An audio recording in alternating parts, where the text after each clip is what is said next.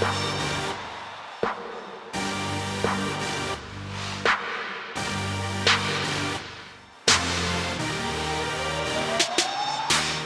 2 o'clock on Friday before the Duke-Louisville game, and we have college game day here in Durham. And usually the day before a game, I will go to both teams' practices, learn as much as I can about the teams. I've seen all these teams a bunch, not only on film but in person. But really what I'm trying to do is get even deeper on what's going on with them now, so that I can be as prepared as possible to say what I see when the game's going on. So we would have 2-on-2 or 3-on-3 breakdowns of actions or things that we were going to do, and then we would we would build up to 5-on-5. So you would teach it in part and then teach the whole. And we did a lot of big guys down here, guards down here, that stuff, and then we would build it together. He's the guy that told us all about you being a baseball umpire, and we were like, I'm glad he's talented at something. But when you adjust something, they look like they jump out, they get it right away. You have referred to this year's team as old school. Right. What do you mean by old school? It's a team that can get a lot better if you pay attention to fundamentals. Nobody is there right at the beginning.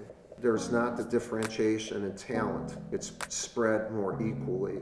And so we could then develop a defensive system that's built on numbers. All right, together. All right, be good. All right, you too. See you guys. See you. From Tony, did you ever have hair? Well, first, Tony, screw you. The answer is yes. We all had fantastic hair. None better than mine. I am just getting off the ESPN State Farm bus where we just filmed the first edition and probably last edition, given how it's going to rate, Bald Men on Campus. And despite the horrifying discriminatory name of the show, now we're headed over to Cameron to do a talkback, they call it, with Scott Van Pelt for the SVP show. Another bald man, exceedingly handsome bald man. That's kind of the day. We get here on Friday for game day and have meetings, and we do a whole bunch of stuff for TV and then get prepared for tomorrow. And tomorrow's kind of a whirlwind, and it's a lot of fun. It is Saturday just after 9 o'clock, and we are right in the throes of our morning game day meeting. This is the core of our crew. We've got our big boss, Drew Gallagher, right here, who comes to one game day a year just so he can say hello to Coach K and introduce himself. And then we've got our spiritual leader, Reese Davis, right here, who really sets the standard for how we should dress and conduct ourselves as gentlemen. And then our producer is right here. I don't remember his name. He tells us what to do and what the show should be about. And Jeff is terrific. We like him okay. And then, of course, we have LaFonso Ellis and Seth Greenberg. It's a great crew. And Hensler is chief of operations. He sleeps outdoors, and he showers about once a week. And he eats whatever's left over from our lunches to save the company money. So it really does a great job. So this is what happens before we go on the air. It is high-level stuff, so please keep it down while we. And your first concert was? The king of rock and roll, Elvis Presley. Elvis Presley. That is ridiculous. Seth's first concert was Bach live. I actually saw, here at Duke, my freshman year, I saw the Go-Go's in Cameron. And the opening act for the Go-Go's was Flock of Seagulls. Kentucky by 2. I was the headline editor of my high school yearbook. Were you really? That is almost as nerdy as going to Dionne Warwick with your parents. The reason this is being done is HD. HD, if you don't have makeup on, basically you'd look like Seth Greenberg. Sadly, she's trimming my ears, which is the only place where hair grows on my head. There's so many people that want to stop for autographs and everything, so we have to have security. It's actually for the people that want to kill me.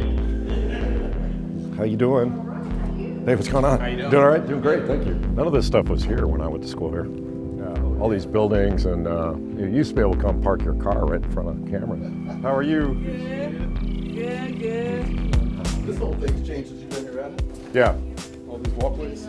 Well, this used to be the offices. Well, that is a wrap on College Game Day. The show is over. We have carried the network yet again. Ratings gigantic.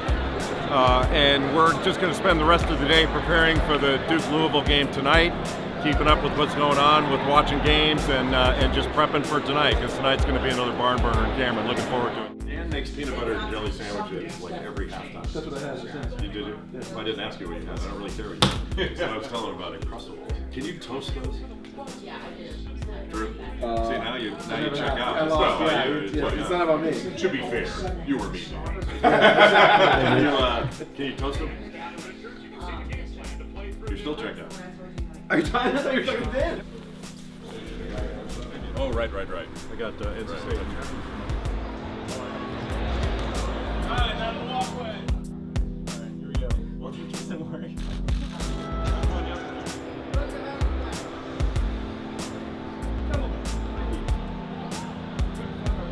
It's about an hour before game time, and we're up in what we've always called the crow's nest above Cameron Stadium. It's a new setup, but it's essentially the same view we've always had. It's really unique in college basketball. There are very few places you go where you're up top this high. It's a great view, but really different from what we're used to. But anytime you can come to Cameron Indoor Stadium, I don't care where you sit, this is a special place. There's nowhere like it. I spent a lot of hours in here, on the floor, in the booth, and it's the best. This place has its own soul. We are ready for the tip of our Sonic blockbuster. It's halftime. Louisville got off to an amazing start with their defense, going after the ball and really being strong and getting out in transition, forcing turnovers. But Duke hung in there. Didn't play its best, but hung in there. I think we're in store for a great second half.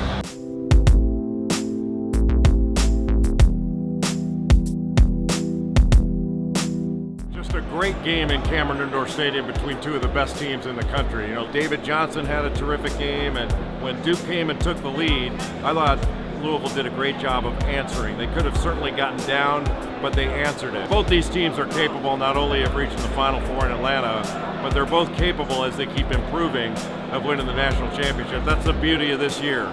Everybody's going to lose. The question is, how do you respond, and can you keep improving and building toward March? Well, I'm glad you could join me and see all the heavy lifting, rock-breaking things I do on a game day, and it was fun having you around. I hope to do this again with you soon. Thanks for joining us.